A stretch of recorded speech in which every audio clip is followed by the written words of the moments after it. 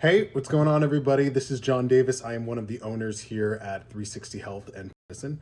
And I wanted to take a second to talk about something today that I think is really useful for patients, especially right now, which is when is it appropriate to use artificial intelligence with your HRT protocol or any of the programs that you're taking with the clinic or any clinic for that matter.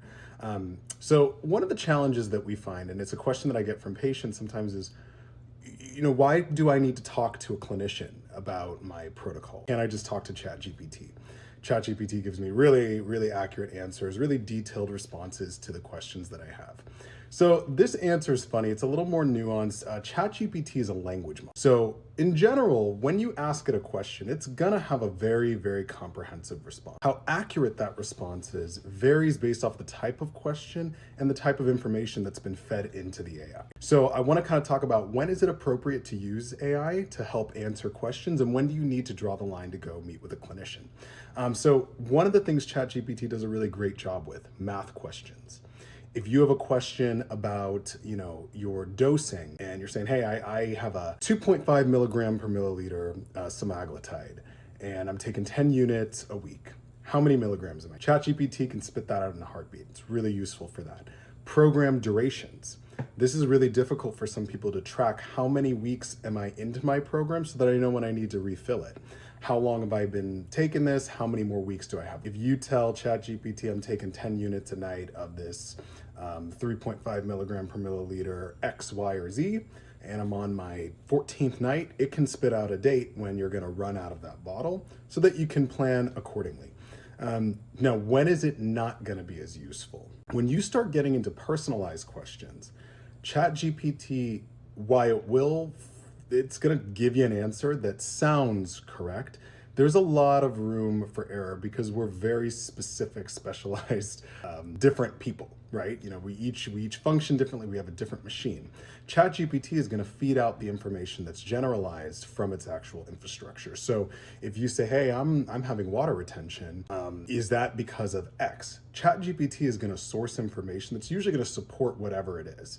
It's kind of like when you get online and you Google, "Is this a symptom of whatever?" You can find a million answers that are going to support that concern. ChatGPT will do the same thing, usually. Now, if you ask a question about a symptom that doesn't fall under any sort of scope within a certain medical program, it's not going to tell you, yes, this is a symptom of X. It may still tell you, oh, it could indirectly be a symptom. But generally speaking, you want to speak to a clinician when it comes to personal questions about side effects or symptoms that you might be incurring while you're on your medical. You can still use ChatGPT for some generalized answers to kind of help inform whether you think you need a consultation. If you start saying, hey, I'm having night sweats on this program, or I'm noticing face puffiness, or eye puffiness, or I'm having skin reactions, ChatGPT can tell you, hey, this looks like it could be potentially related to this protocol or this protocol. And you can decide, do I need to have a clinical visit as a result, or do I need to ask questions to one of the team members at the clinic, whether you're a patient of this clinic or not. That can be a really useful differentiator for establishing when do I need to talk to someone. But you want to be careful at self-diagnosis using artificial intelligence because it is 100% not responsible or liable for your health. So if you ask ChatGPT, hey, is my oxandrolone causing my chronic fatigue, or is my oxandrolone causing my stomach upset?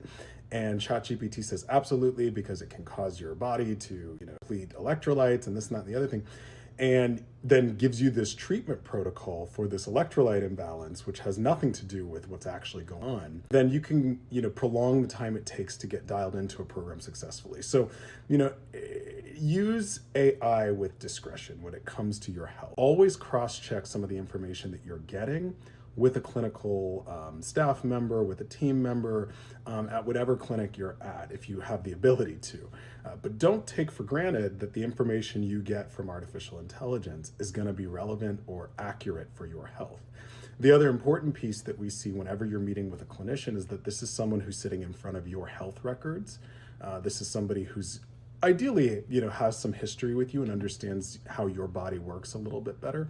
And so if you start getting too specific or personalized in your inquiries, you're going to start to find that while you'll get answers, they are most likely not going to be accurate for you specifically. So again, Specialized, personalized questions, take them to a clinician. General questions about how a medication works, usually you can ask ChatGPT for that. That's really useful. If you say, how does growth hormone work in my body? How does semaglutide work? How does tirzepatide work in my body? Is this a standard starting dose? Those are great questions for AI that can save you the time, that it takes to kind of come over and ask and wait for a response. But when it gets to, hey, any sort of symptoms, any sort of reactions, positive or negative, it's best to talk with an actual person, clinician, and from there you'll be able to get better assistance in making sure that your protocol is working. So I hope this helped. If there's other questions you have, you can always send them into the clinic, and we're happy to help. And wishing you all the best.